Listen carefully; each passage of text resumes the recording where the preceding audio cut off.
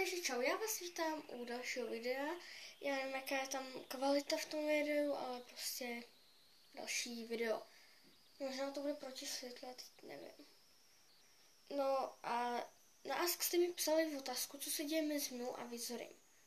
Tak moment, až upravím kameru. Dobrý. Na Ask jste mi teda psali, co se děje mezi mnou a youtuberem Vizorem, takže takhle. My jsme se jako hodně hádali, sice se jako neznáme díky bohu osobně, ale tak jo. On si stěžoval, že ho tam furt spamu, což nevím, o čem to mluví. A můj názor na Vizoryho je to, že je strašně namyšlený. Jo? A jako, byl to můj nejoblíbenější youtuber, ale zklamal mě. Hrozně zklamal. Nemyslela jsem si, že je takovejhle namyšlený. No ale je namyšlený. A já to točím kvůli tomu Asku ještě, že on tam psal taky něco, že by něco u mě natočil. Což mi dost nepřekvapuje. Jinak, co se toho týče, nechci ho vidět. Byl to můj nejlepší youtuber.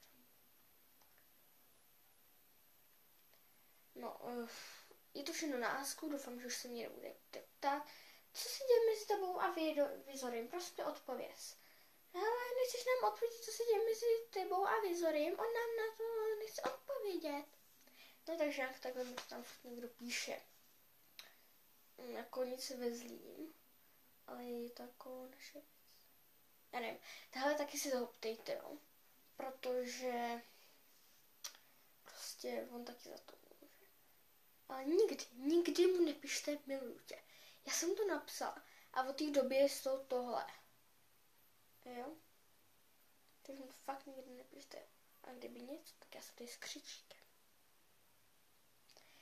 Takže můj Ask a Instagram taky máte v popisku videa, určitě se podívejte.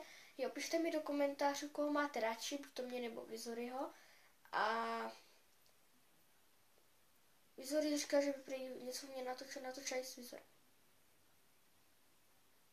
Takže já se s vámi loučím. Čus.